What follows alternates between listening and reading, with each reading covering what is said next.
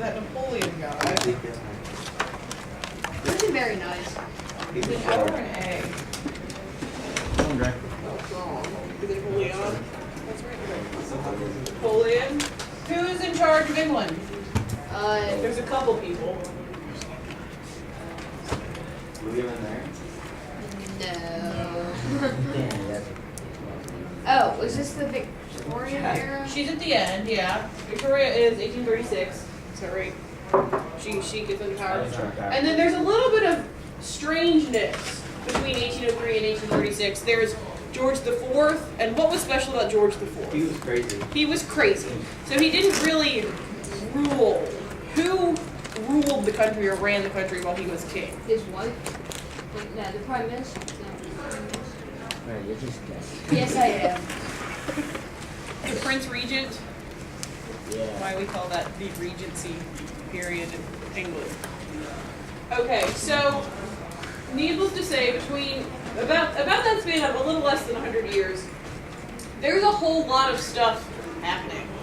Why do you think I would go through the trouble of writing all the stuff that we've already learned in history? What does it have to do with this book? Because they have no idea. Because they're all locked up in Wuthering Heights. Yes. What do you mean they don't have any idea? Don't they care that France is having a revolution? They're not getting And the any. Americans have gained their independence? Don't they care? They're not getting We're the any Americans. because there's nobody to tell them. Yes, they live in the middle of There's more important stuff. They live in the middle of that field. What's more important than revolutions and wars and Napoleon conquering Europe? People dying. They don't know that this is going on because they live in the middle of the field and nobody can tell them this because there's no TV, no internet, no newspaper delivery or anything like that. They might No care newspaper because delivery is in they the do. middle of nowhere. They live in the middle of a field, so they really can't learn what's going on without leaving the Yeah, area. it's unfair to say that they don't care. Okay. Do you think, well, let's see. We have William Blake up here. William Blake, well, he didn't really live in a field per se. But we have that whole, remember the Romantics? The Romantics are writing in this time down here. The Romantic poets. And what kind of stuff did they write about? Whatever the opium told them to write about. That was only Coleridge. I mean, Wordsworth lived in a cottage by the lakes. Is his poetry just about living in a cottage by the lakes? No, it's about what's going on in the world. So why doesn't Emily Bronte write about what's going on in the world? She was locked up in a house. Yeah, because she was locked up in a house and she So do you think it was a conscious choice on her part to exclude this stuff, or you think she just had no clue about what was happening? I think she was no, That'll be something interesting. Who wants to look that up? Anyone want to do some research? I'll do it. Because I sort of get the impression that despite the fact that she's living an isolated life, and she is living a very isolated life, you would think that there would be some passing mention, even briefly, of... I mean, these revolutions aren't like a small deal. I mean, they're changing the course of history kind of events. And yet, nothing is ever mentioned at all. There's not one fleeting mention of France. There's no mention of London or anyone who's in charge. No Boston, no America. Nothing, even a passing comment by anyone. Mr. Lockwood, who's visiting, who's come from London, never says anything about these wars. You would think that someone who was living in London in 1801 would know about all these revolutions, but he never mentions anything about any kind of war to anybody. So why do we have that totally left out? Why hasn't the Industrial Revolution come to Wuthering Heights? You would think they could use some help farming better.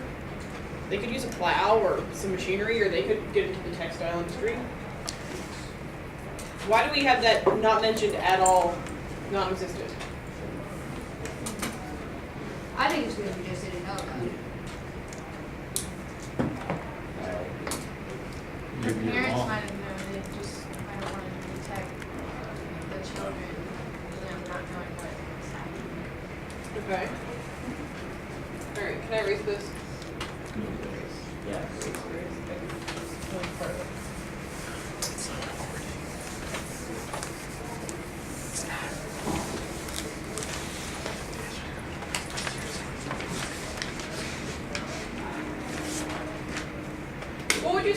the major themes of this novel have been so far?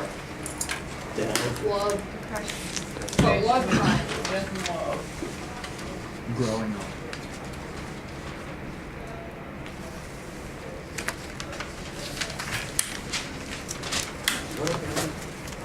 Anything else, or it's just about death and love?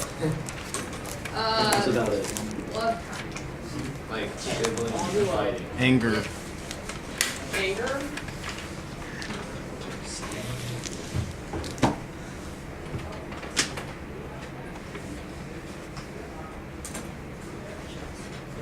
Is that it? Gypsies. Yeah.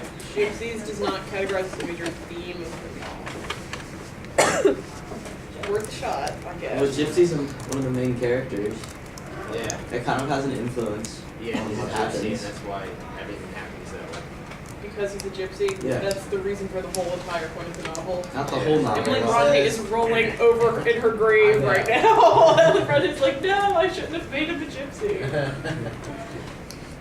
Okay. Envy? No. Like siblings fighting. No. Gypsies. Dang it, shut up.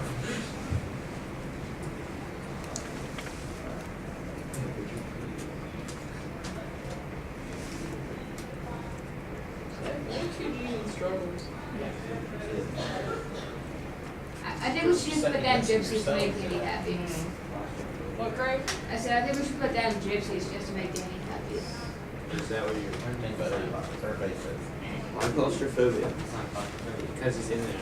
Do you get a feeling of claustrophobia reading this novel? No. Really? I think it's called claustrophobia.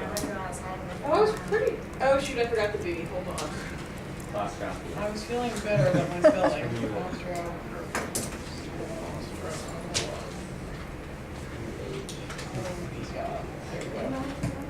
I don't know.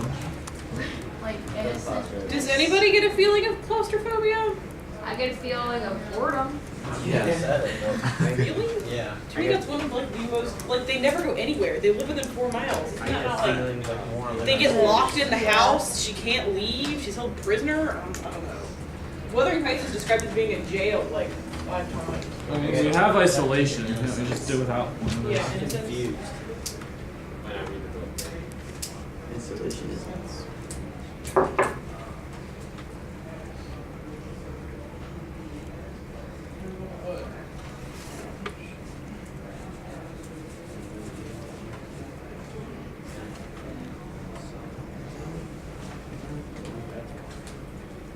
Anything else? Depression could be one, but that's kind of Oh, we can put depression.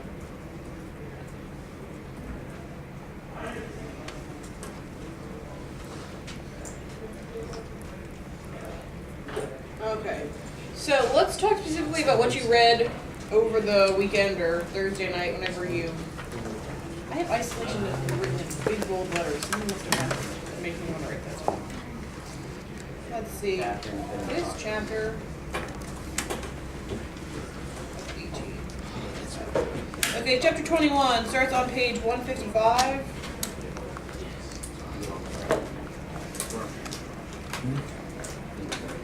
Oh yeah, Linton is described as being an inmate. I think that's why isolation is written down.